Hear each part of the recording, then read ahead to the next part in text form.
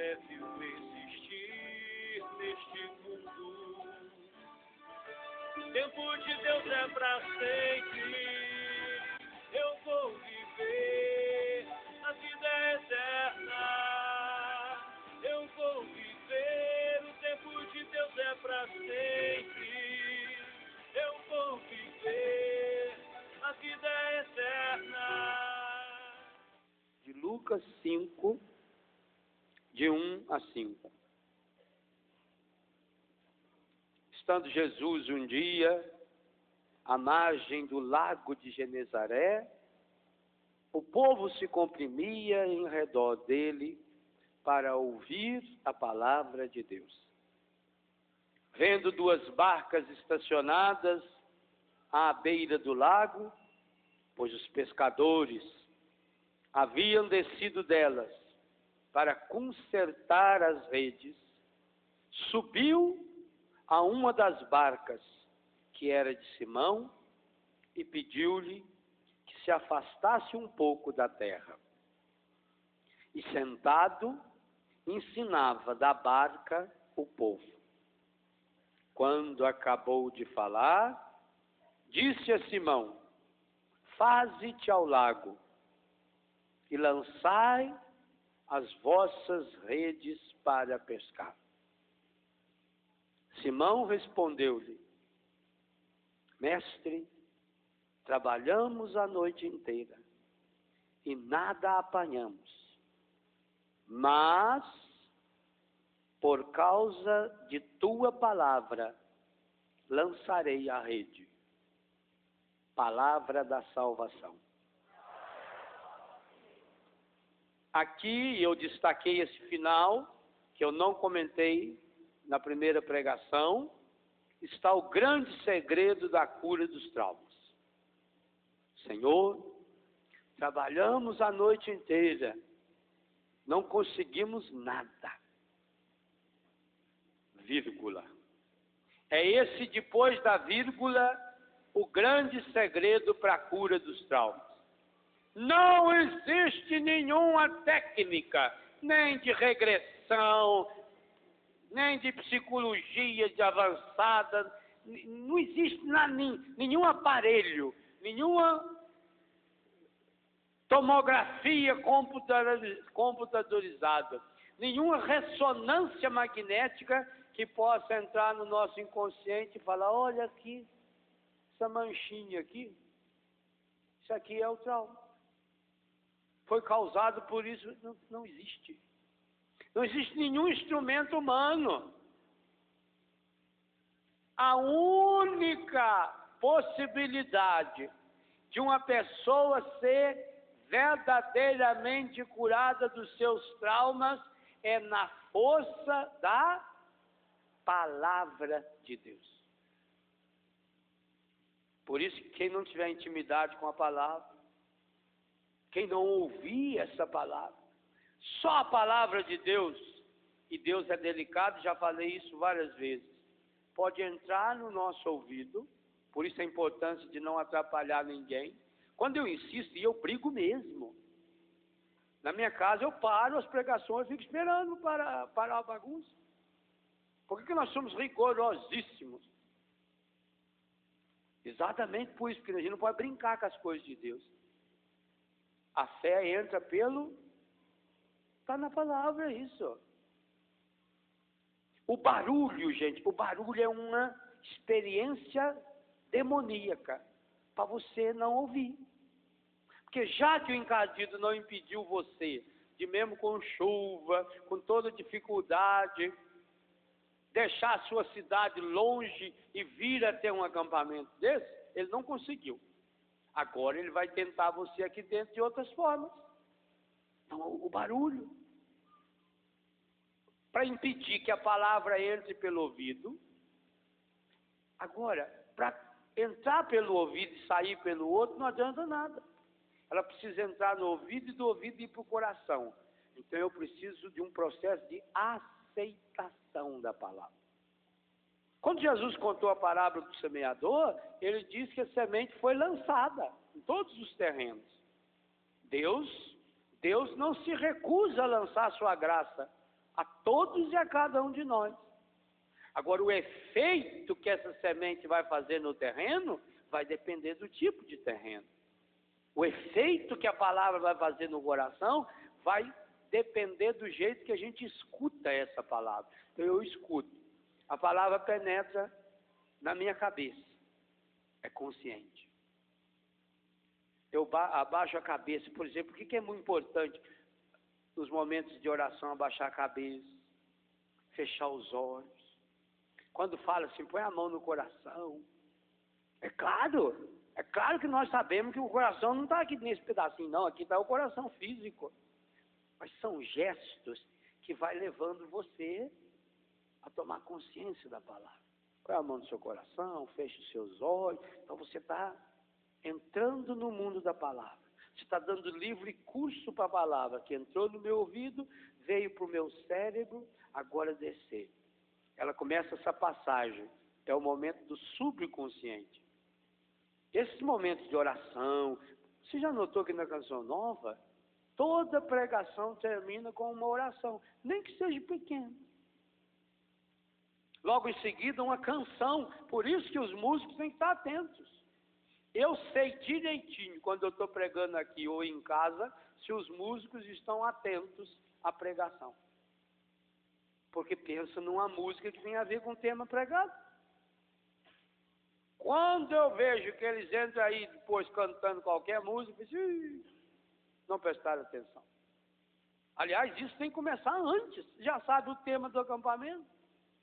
Já tem que pensar. Que música a gente podia cantar nesse acampamento? Qual é a música que a gente devia retomar várias vezes nesse acampamento? Por quê? Porque a função da música é pegar a palavra que já está no subconsciente. Essa é a função mais importante da música.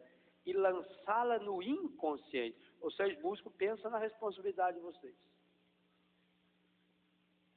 Um dos elementos mais importantes para que a palavra ouvida saia do subconsciente. No subconsciente, o que leva a palavra para o subconsciente? Esses gestos de oração.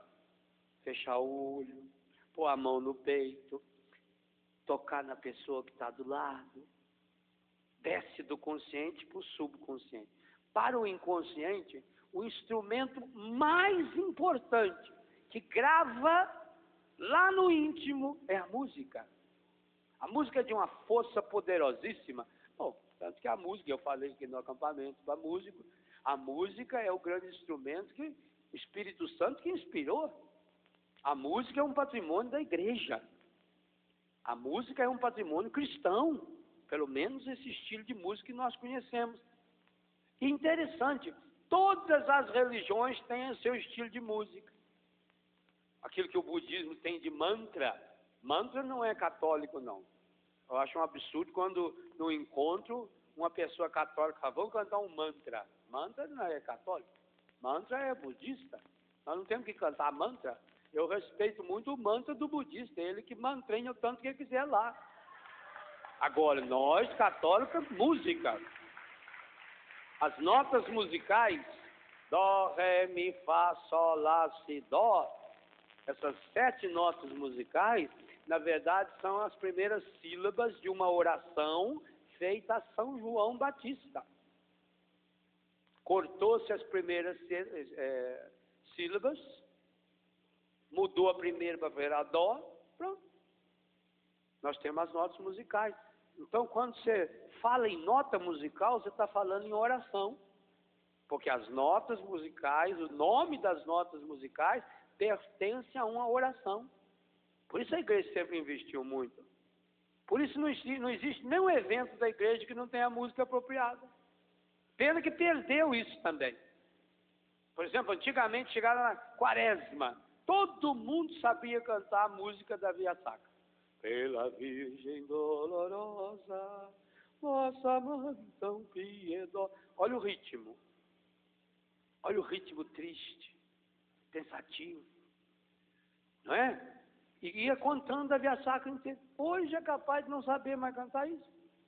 Porque hoje eles enfiam a música que quiser, porque graças a Deus tem muita música. Hoje eles põem louvado seja meu Senhor, Quando Jesus caiu pela primeira vez, louvado seja o meu Senhor. Isso é um absurdo. Perdeu-se a trilha sonora. Eu tenho estudado muito sobre esse tema. É preciso ter uma trilha sonora de cura interior.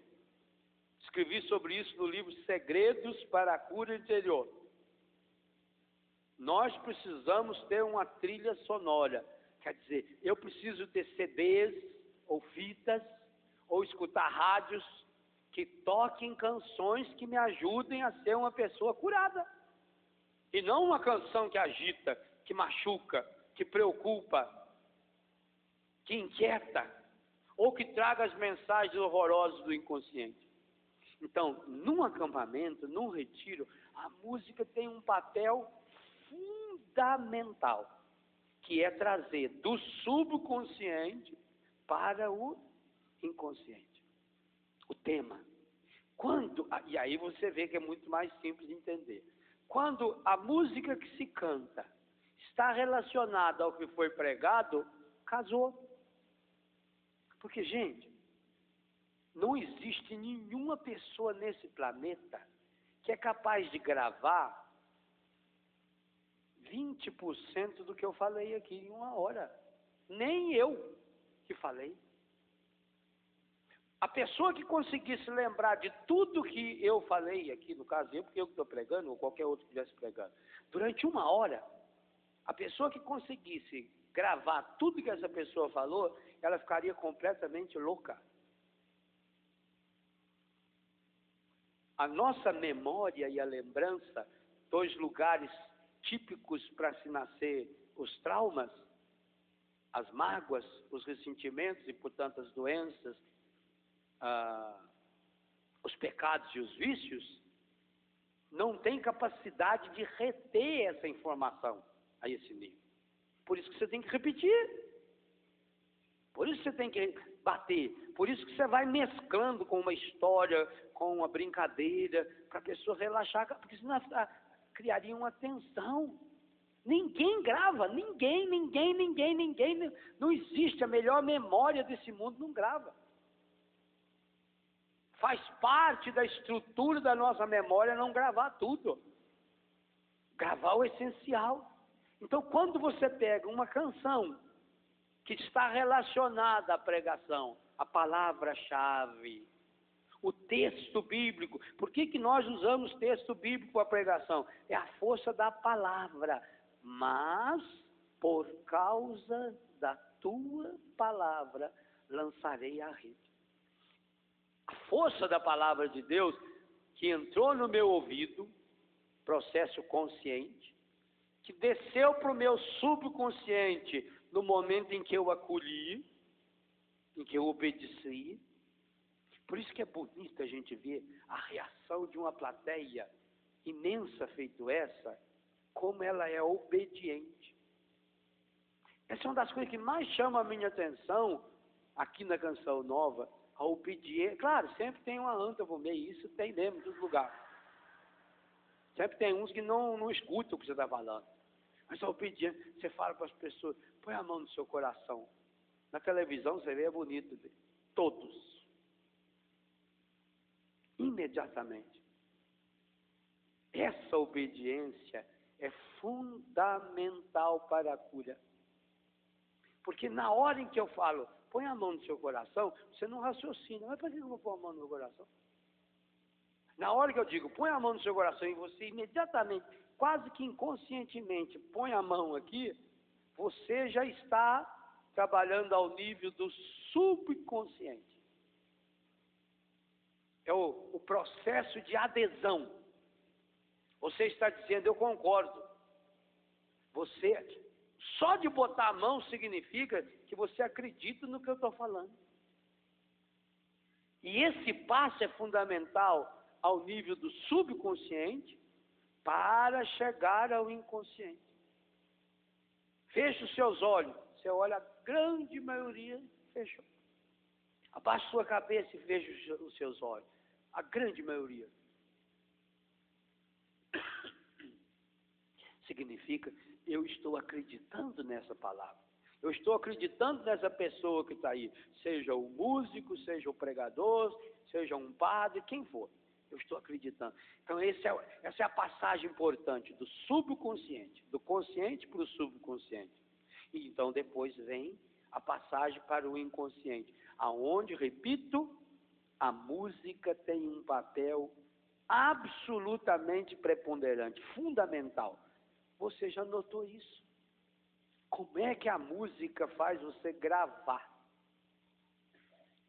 Muitos de vocês é capaz que não sabem nem uma poesia de cor, mas sabem uma música inteirinha de cor. É capaz de cantar Aquarela do Brasil. É capaz de cantar A Volta do Boêmio. Carinhoso. Falando o povo mais antigo. Os mais novos só conhecem essas musiquinhas que tem aí. Essas letras fáceis de gravar, né? Porque não fala nada. Por que você fica com a música na cabeça? Por que tem dia que você acorda e você está com a música na cabeça? Está relacionado à memória do inconsciente. Por isso que você tem que, quando vem uma música boba, que fica repetindo na cabeça, você tem que mudar o disco. E como é que muda o disco? Com outra música. Se você tentar só esquecer aquela, pode esquecer. Você não vai conseguir. Você tem que preencher. Então, põe a outra música. Lembra de uma outra música, pense numa outra música e comece a cantar. Vai repetir o refrãozinho na sua cabeça. Conscientemente chega no inconsciente.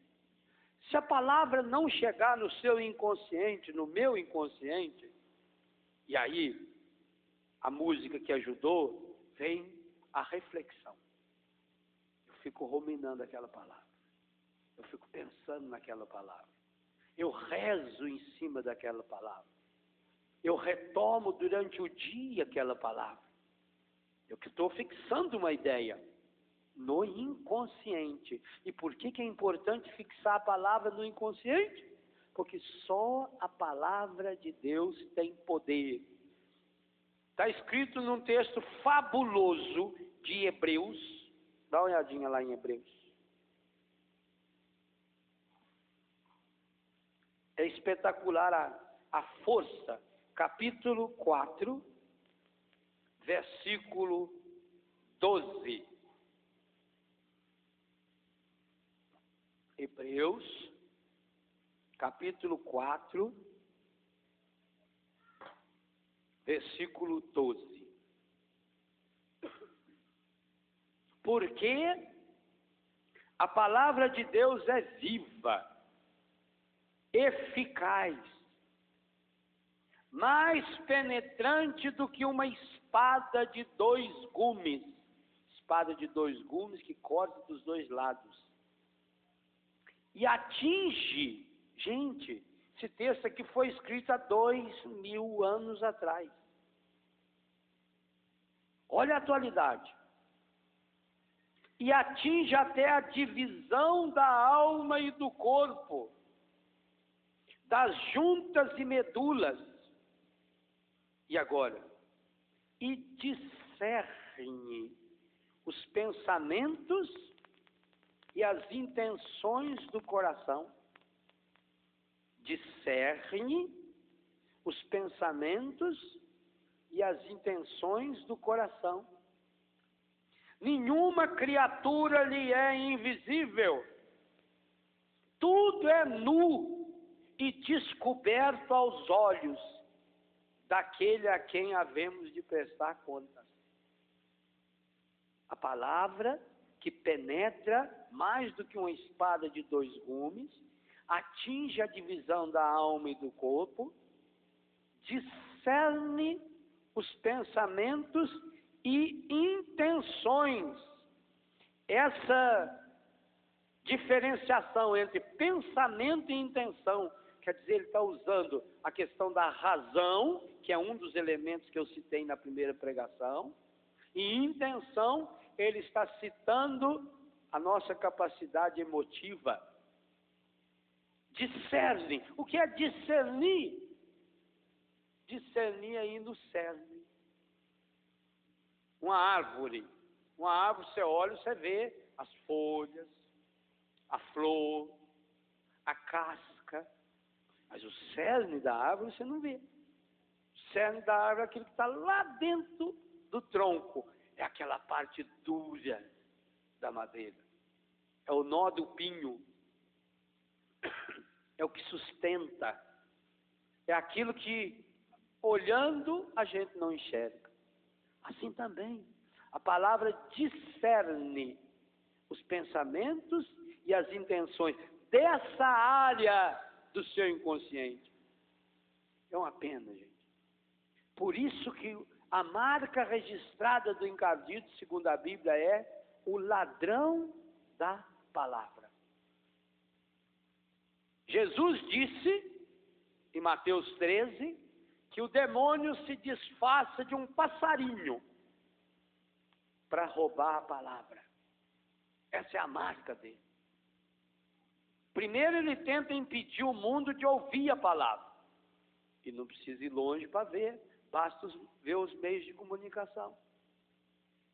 Que absurdo! Como os meios de comunicação são contrários à palavra de Deus.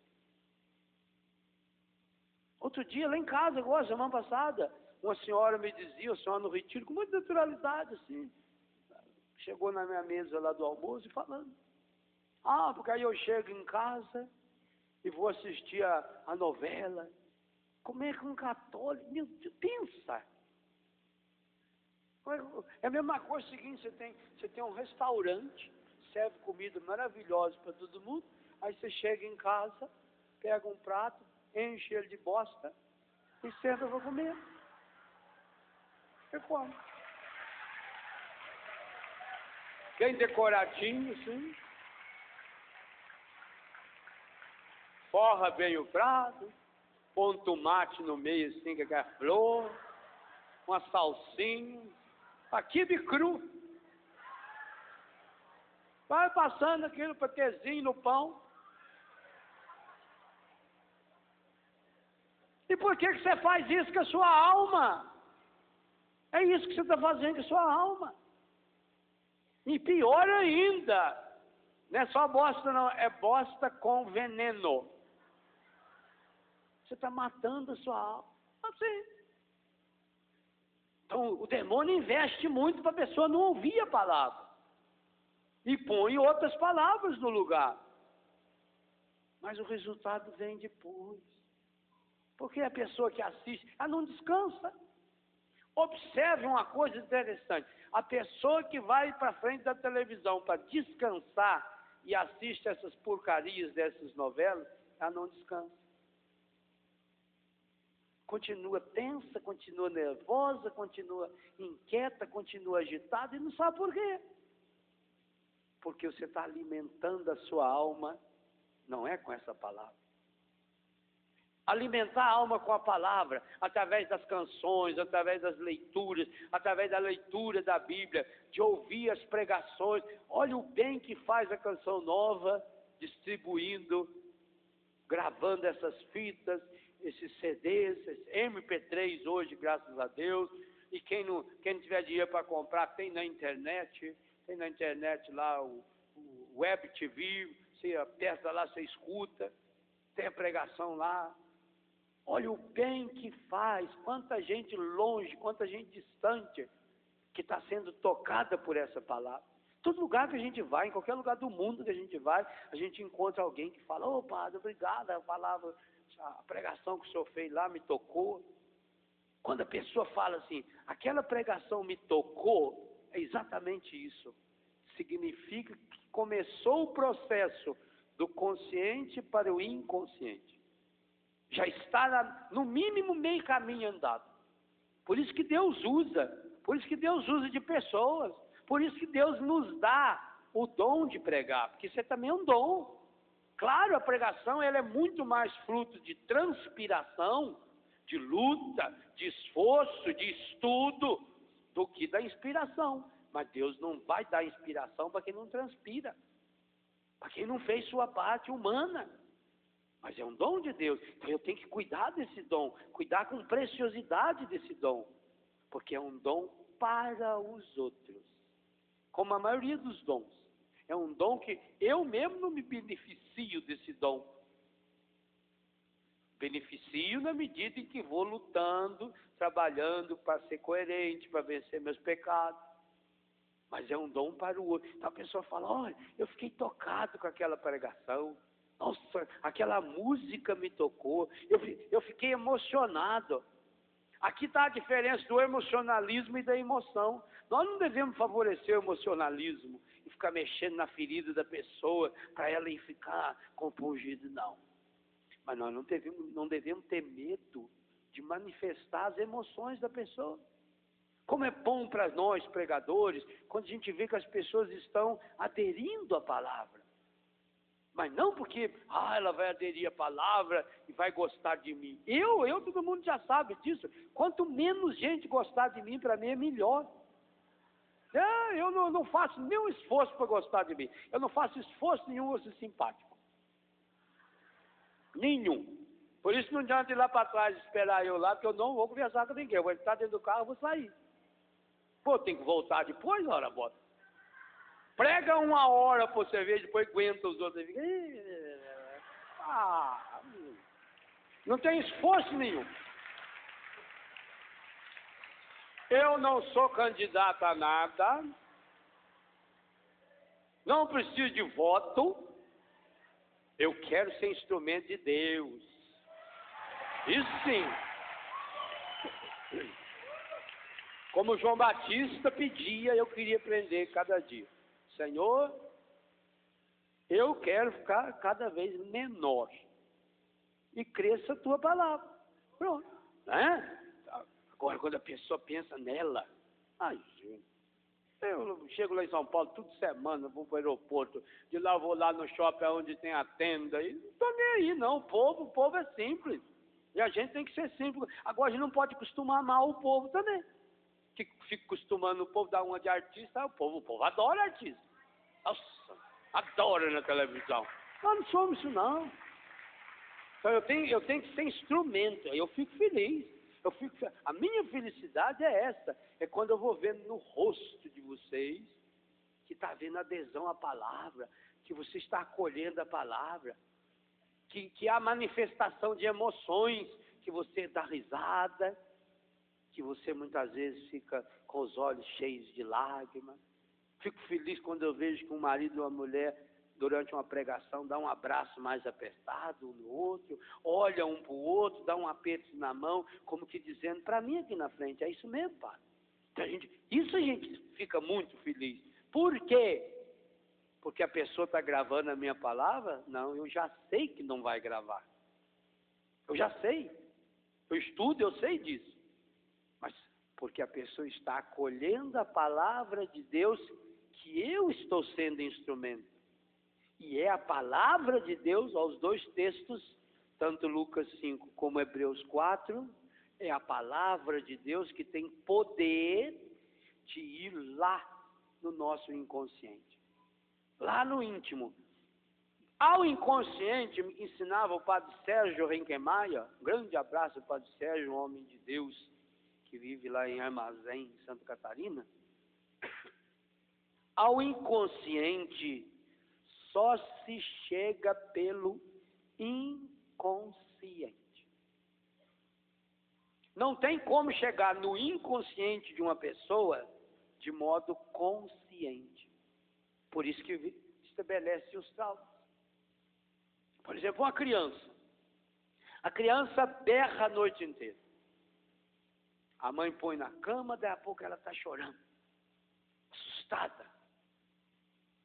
Não adianta você conscientemente falar para a criança, não tenha medo. Já tem. Então eu tenho que entrar no inconsciente da criança. Como é que eu entro no inconsciente de uma criança? A mãe tem um poder fabuloso. Deita do lado da criança. Deita do lado direito da criança. E começa a fazer carinho na criança. Principalmente na testa da criança. para que a região do cérebro acione. Com a mão bem suave, se for possível, até passa um talquinho na ponta do dedo para sentir o mínimo possível. Vai tocando aqui na cabecinha da criança assim, ó. Suave. Sempre no sentido horário. Vai falando no menor tom de voz possível.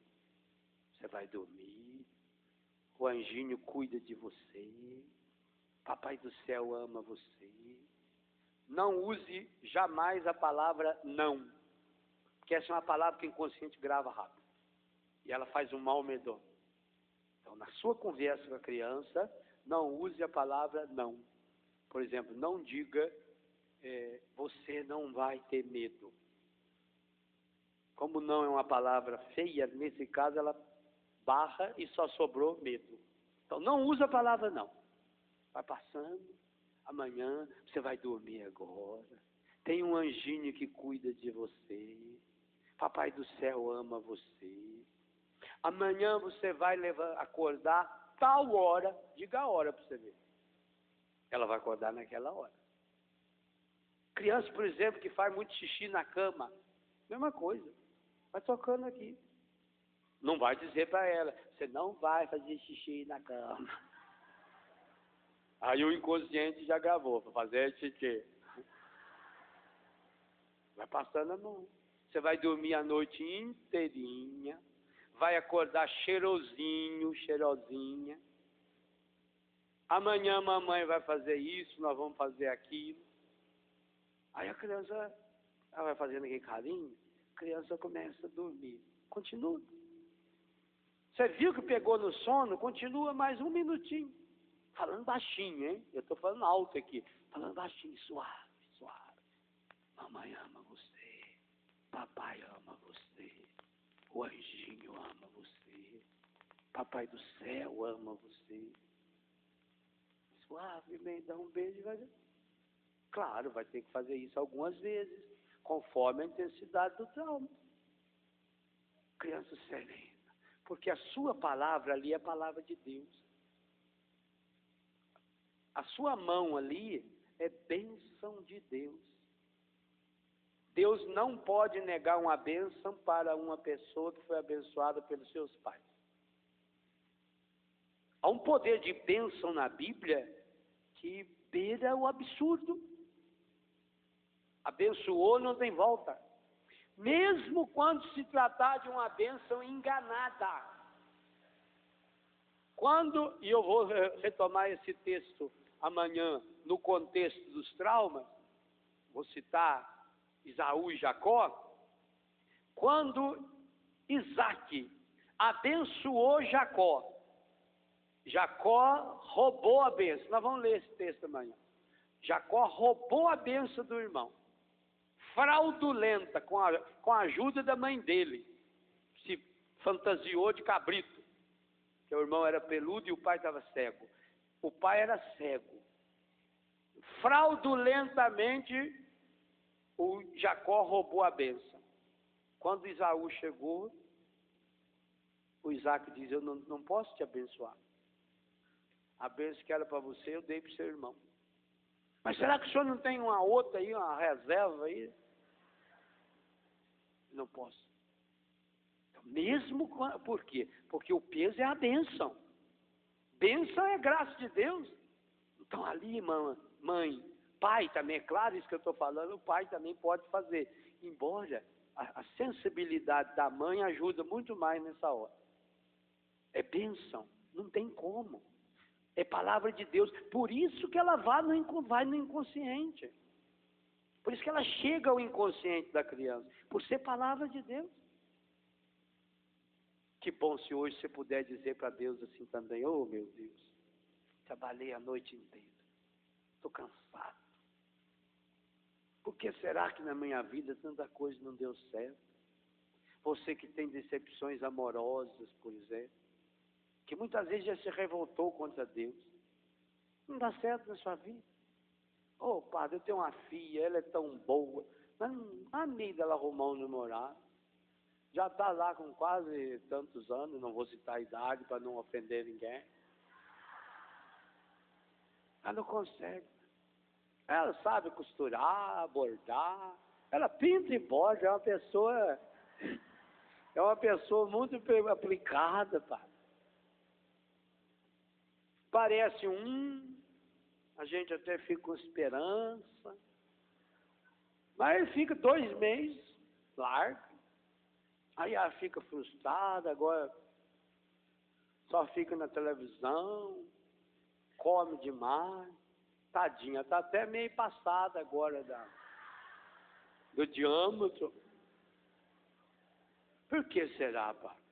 Teve uma vizinha, padre, que me disse que aquilo era uma praga, que foi mal olhado, que aquilo é por causa de uma mocinha, que teve uma vez, padre, que tinha uma moça lá na escola, e ela namorava um rapaz, e o rapaz largou dela para ficar com a minha menina.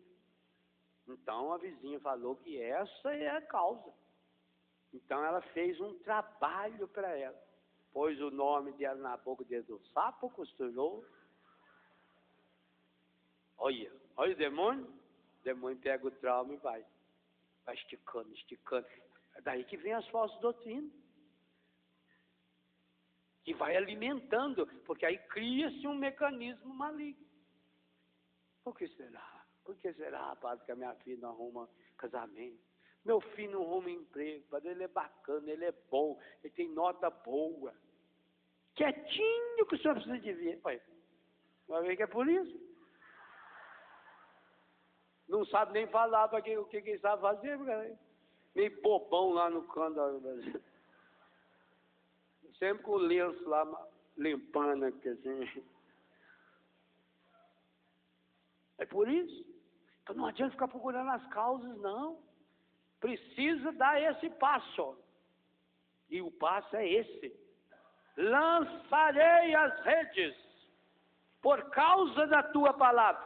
Hoje, que bom se você pudesse dizer para Jesus, por causa da tua palavra, eu vou consertar essa rede. E ela está precisando. Maior prova disso aqui. Olha bem bolada aí, ó. A gente olha e fica, meu Deus, quanta gente traumatizada. Ó. Quanta gente precisando de cura, hein?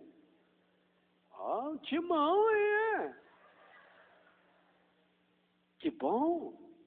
E que bom que essa gente que precisa de cura, começar de nós, bom, eu já disse que preciso mesmo, está aqui. Aonde essa palavra está sendo semeada. Aonde Deus está semeando essa palavra. Então, acolha a palavra semeada no seu coração. Acolha, por causa da tua palavra. A força da palavra de Deus para ir lá. Talvez o seu trauma seja relacionado a um vício. Você não consegue se libertar desse vício. Quantos estão lutando, por exemplo, não conseguem se libertar do cigarro? Sabe que é pecado, pecado grave, pecado mortal. Mortal nos 2 sentidos, que leva à morte, que gera a morte. Mas não consegue. Oh, padre, eu já lutei, eu já estou com 20, eu já estou com 30, já estou com 40 anos de idade. Eu não consigo, padre. Eu digo a você hoje, meu irmão, ou a palavra de Deus é real, e sendo a palavra de Deus real, Deus tem poder de atingir o mais profundo do seu ser, o mais íntimo do seu ser,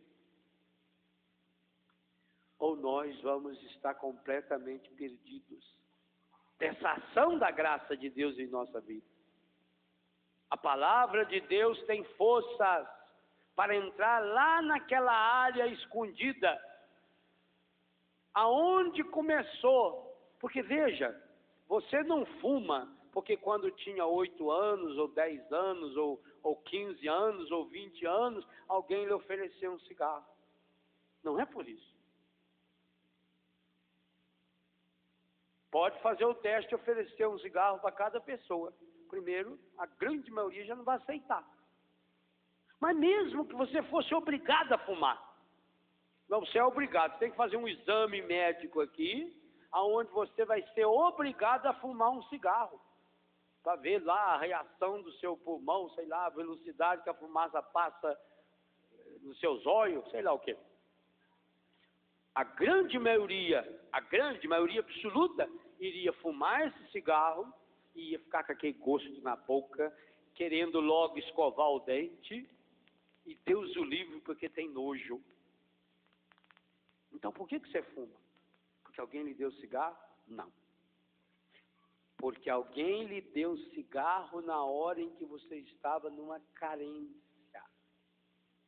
A causa do seu vício está num trauma, que é uma carência, que é uma deficiência, que é um sentimento estragado. Se não for preenchido esse trauma, você pode brigar com você, e aí piora, porque o vício faz você, se você briga com o vício, além de não resolver o problema do vício, além de não curar o vício, você ainda vem com a autopunição. E quem sabe o trauma não esteja relacionado à autopunição? Alimenta ainda mais. Então é preciso ir na causa. Mesma coisa o álcool. Meu Deus do céu. Eu sei disso bem, por experiência lá na Betânia. E no Brasil isso está lastrando, gente. O Ministério da Saúde tem pesquisas recentes. É assustador o número de crianças bebendo. Assustador. Com todas as leis que já se criaram para isso, mas infelizmente, adolescentes, tudo quanto é festinha, eles distraem, eles disfarçam, põe lá uma bebida mais delicada e mistura o álcool dentro. A mãe acha que está tomando refrigerante, que está tomando um suco. É suco sim, só que é suco de cachaça, suco de vodka. O Brasil está aumentando imensamente o número de adolescentes, crianças, 12 anos, 13 anos, 14 anos, alcoólatras. E quantas famílias destruídas. Para quantos de nós o trauma de origem está relacionado ao alcoolismo? Pai alcoólatra. Quantos de nós aqui devemos ter sido concebidos no álcool? Nós não sabemos. Graças a Deus, antigamente as mães não falavam. Graças a Deus, só aumentava ainda mais o trauma. Mas quanto homem que chega em casa bêbado e violenta a esposa. Violenta. Tá, a pesquisa mais recente aí, no mundo inteiro, sobre a violência feminina.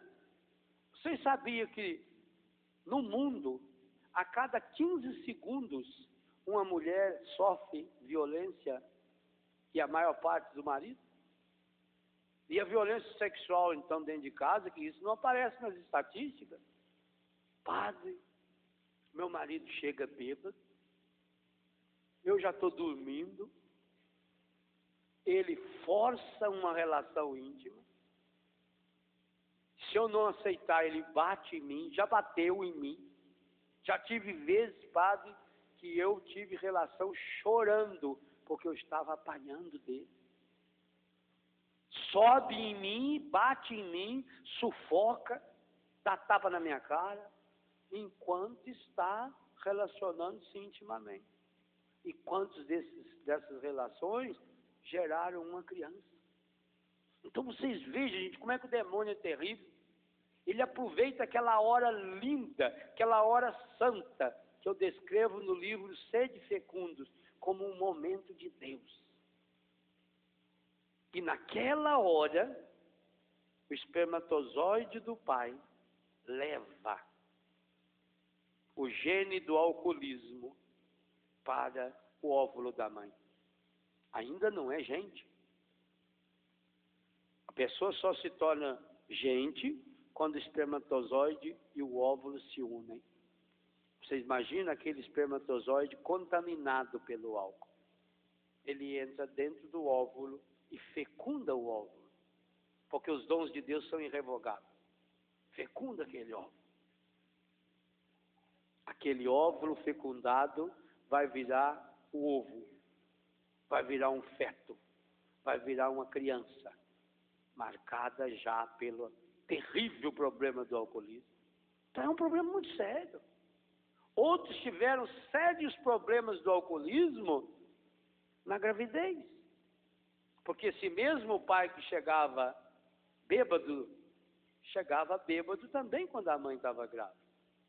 Exigia relações, batia na mãe grávida.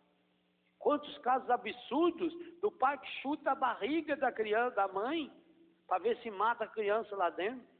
E diz claramente, eu não quero essa criança. É culpa sua, e joga na cara da mãe. É culpa sua. Por que você não evitou? Nós já temos não sei quantos filhos. Mas, meu Deus, foi ele que violentou a mãe.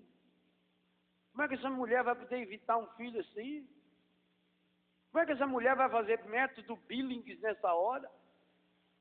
Método nenhum nessa hora. Por isso Jesus diz para não julgar ninguém. Nós não podemos julgar não, hein? Falou que eu sei lá o que a pessoa passou. Olha, gente, tem muito santo nesse mundo. Muito santo. E nessa área que eu estou falando, tem muita santa nesse mundo. Santa.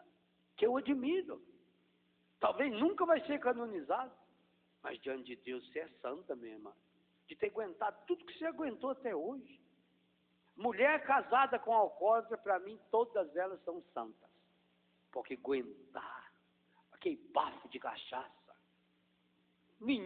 Não existe uma pessoa nesse mundo que bebe e fica bom. Todo bêbado é chato. Todo bêbado é insuportável. Por isso que os bêbados têm que ficar tudo entre eles.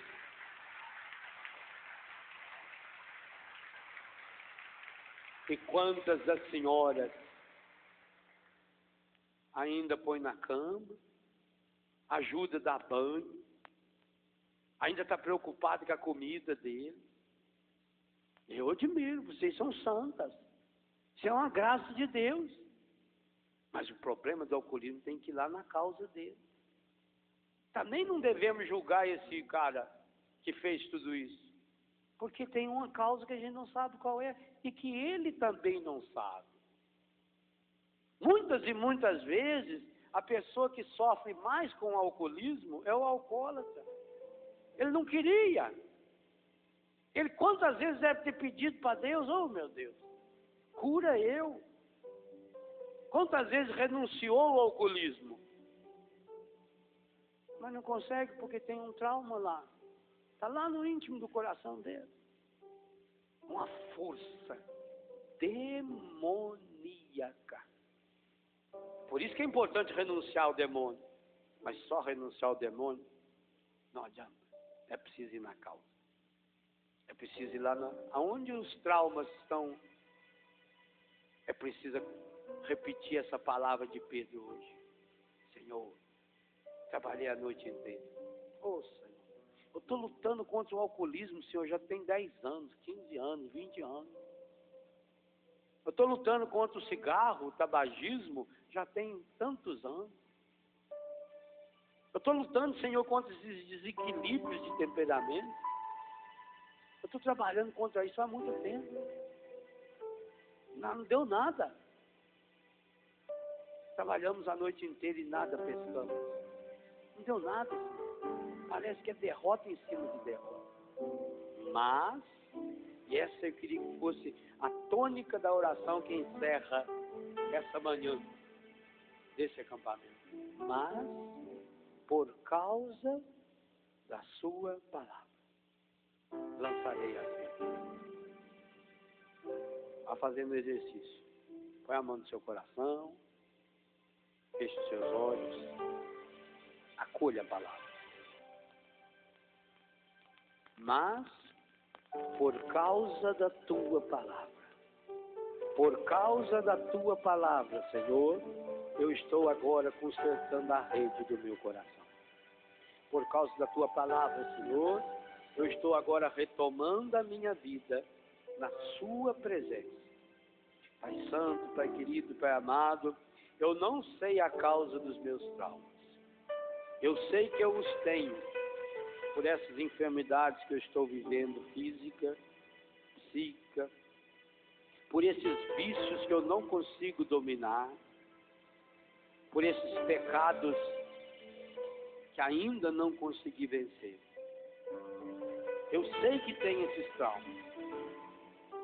Sei que tenho experimentado os estragos que os traumas fizeram e fazem em minha vida, tanto no meu físico, como no meu psíquico, afetivo ou espiritual.